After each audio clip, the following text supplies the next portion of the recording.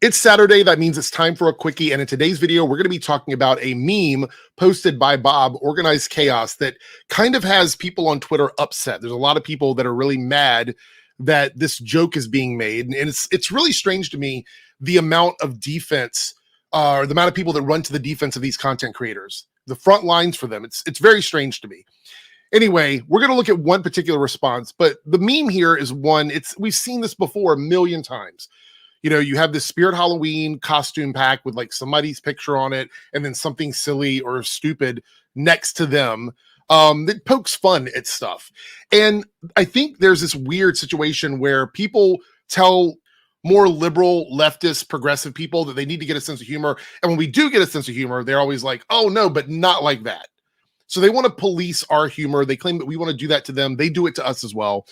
Anyway, you can see here, it's a fragile Star Wars fan, and it kind of pokes fun at what they do. They make these really outrageous, pedantic, dumb videos, nitpicking to the point of absurdity. And so that's what this is making fun of. But let's look at the response to this, because I want to debunk something particular from the response tweet. All right, here we go. And it says from E.M. Kenobi, when has Mauler ever called something woke unless it's making a joke about others using that phrase like it's serious criticism? He also doesn't give a fuck what gender or race a character is. He just wants characters to be well written, and that's what we're going to be talking about in my video here. He just cares about the quality of stories. Making long-form content isn't a diss either. It just shows he's passionate about the things he discusses. Trying to paint him as a misogynist or racist is just ridiculous. It shows you've never watched his content, which, by the way, that's crazy. That is crazy. I don't watch a lot of Mauler's content. I see clips of it, but Bob has watched tons of Mauler videos.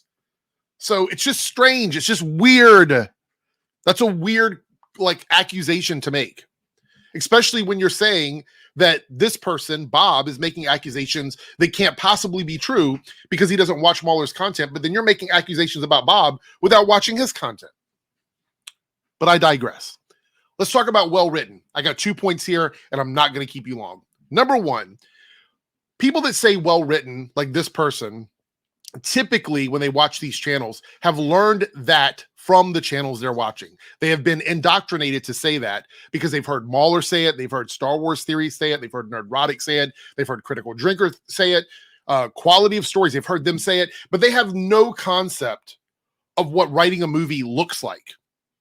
They have no concept of what that process is and how many steps it takes. And when you say well-written, what are you talking about? The screenplay? Are you talking about the act progression? Are you talking about dialogue between characters? Are you talking about how characters act on screen? Because film is a visual medium. So a lot of times the writing isn't actually dialogue. It's things that characters are doing. Are you talking about the connection between the character and the world they exist in? What are we talking about? Comedy, action, drama? When you say well-written, it is such a vague and dumb argument about movies in general.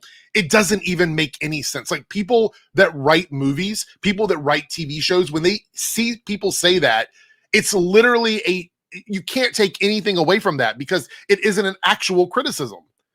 It's not a real criticism. You can't even pin down exactly what you're talking about. Are you talking about the act progression of the movies? Are you talking about the revisions to the script? Are you talking about the feedback they get when they rewrite characters, rewrites that happen on set?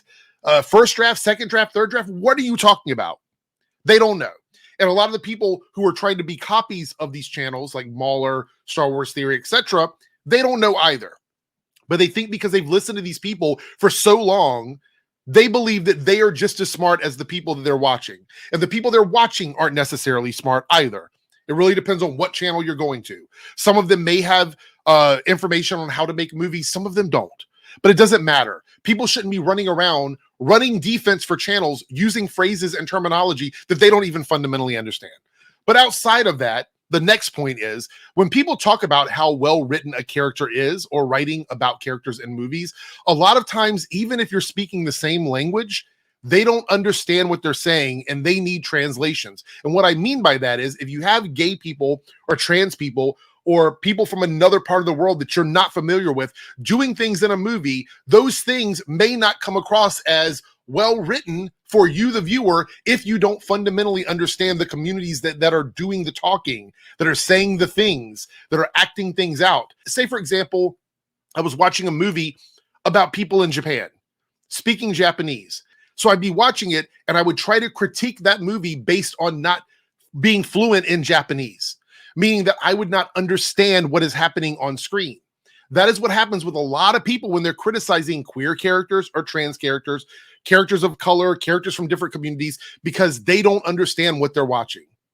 So again, they're speaking English, but they're speaking different languages in that way. And that's because sometimes movies, being a visual medium, dialogue isn't the only way to convey messages. And sometimes dialogue is specific to the community that's in there. So you would not know how that person in that community would react to a certain thing.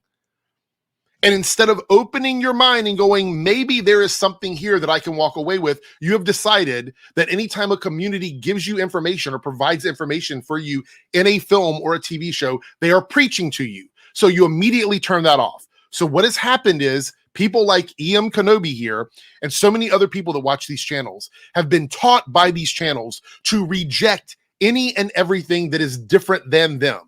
Because to them, that means I don't understand why these people are doing these things. Therefore, that must be bad writing. That is their correlation.